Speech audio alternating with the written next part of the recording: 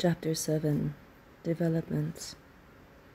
They did more night fighter training, and some experimental improvements were done on the Spitfires to make the night missions more accurate. Danny kept mulling it over in his head, how to tell Eleanor that he wasn't who she thought he was.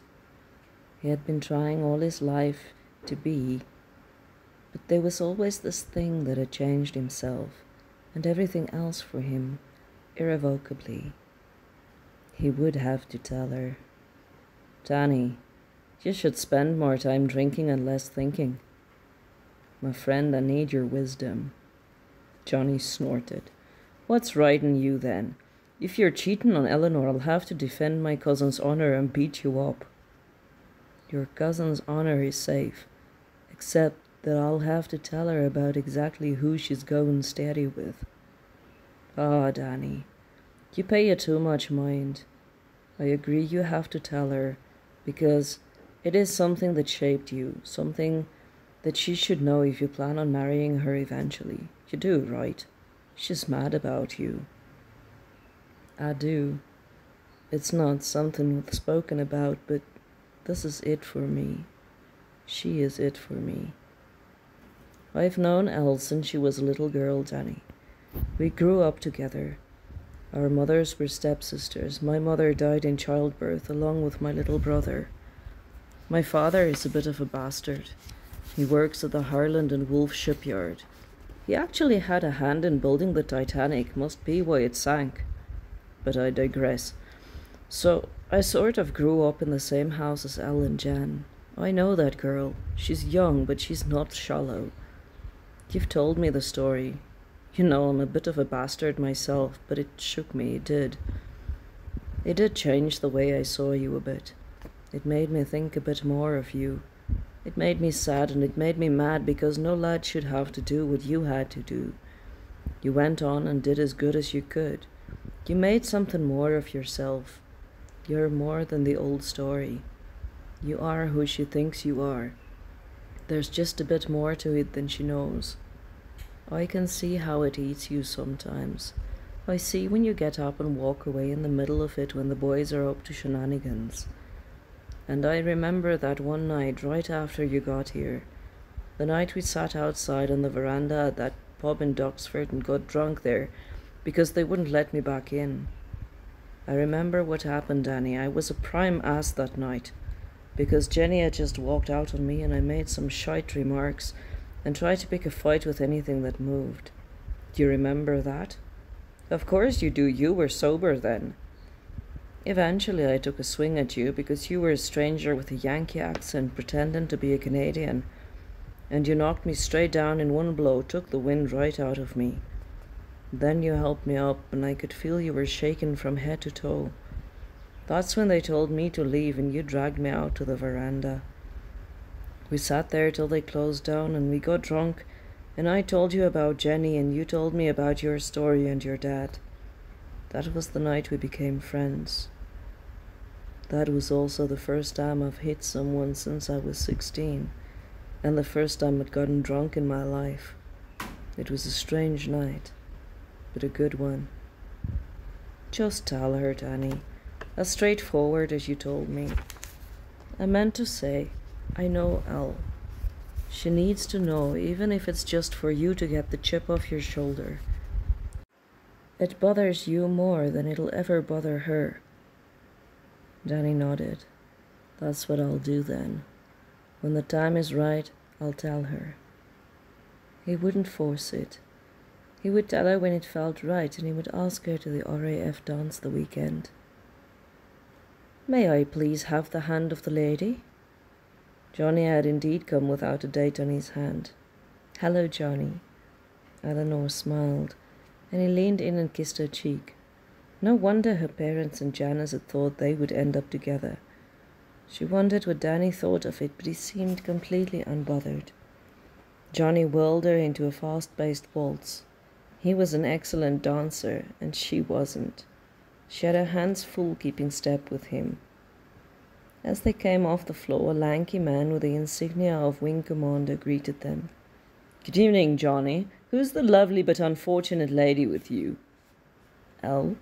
This is our Winko, Fred Whittaker. Sir, this is my cousin Eleanor Davies. I'm actually borrowing her from our resident moose wrangler. She and Danny are going steady. Ah, Eleanor, how do you do? He nearly crushed her hand as he beamed down on her. His face was dominated by his bushy ginger eyebrows and massive mustache, and he seemed the warmest man Eleanor had met in her life. Are you enjoying the dance? Splendid, splendid. She didn't have to do anything but smile at him, since he simply didn't give her any chance to speak. Danny came up to meet them, and in the low light, she was struck by how striking he looked in his uniform. Danny, splendid to see you being social for a change, and I hear the lovely ladies with you. You're a lucky man. What a pity you can't dance. Don't know what they teach you Canadian boys over there. At least you can fly. He's a damn good pilot. He said to no one in particular as he got distracted and rushed up to greet another man. He's a good sort, Fred is. He always looks like he's about to give a puppy to a toddler and can't wait for the reaction. Great wing commander, really listens to his men. When he actually lets them speak. Efficient as hell in the air. She met several of their squadron mates during the night. Most of the faces she already knew from the bar and tried to keep the names straight. There was Ray White, the tall blonde Englishman, who had a mostly friendly rivalry going with Johnny on confirmed hits, and it seemed with almost everything else as well.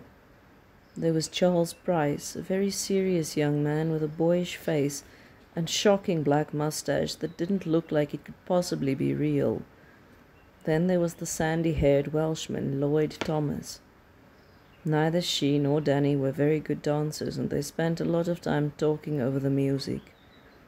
She felt the thrill of pride to be seen on his arm and be introduced as his girl. Johnny drifted away from them again during the night, and eventually he disappeared out the door with a strawberry blonde and wharf uniform. Our friend is back in the game. No more cows getting beer. He laughed at her. We'll hear from him again in 4 to 6 weeks. He's a great guy, though. I'd have been lost here without him. And we wouldn't have met.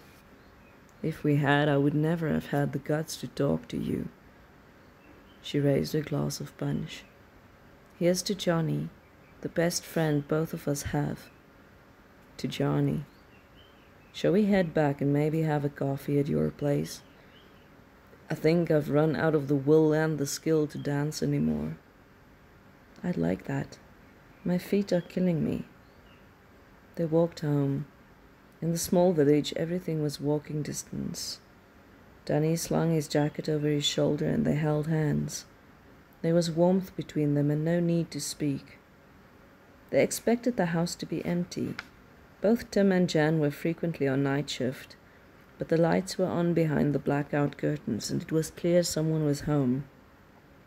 Jan? Tim? There was no reply. Eleanor put the kettle on, frowning. I'm just going to check if one of them is home. She walked down the corridor. There was a noise in the bathroom. Jan, is that you? Are you all right? She knocked. It was a moment before there was a response. Jan slowly opened the door. She'd been crying. Janny, what's wrong? She started crying again, huge, racking sobs. Danny came around the corner. Is she okay? I don't know. Can you go make her a cup of tea, maybe? Jan was clinging to her. She was still in uniform. Her hair had come down and was tumbling sweaty round her face. Jan! Janny! Let's get you to a chair. Danny's making you tea. I've got you. But you have to tell me what's going on.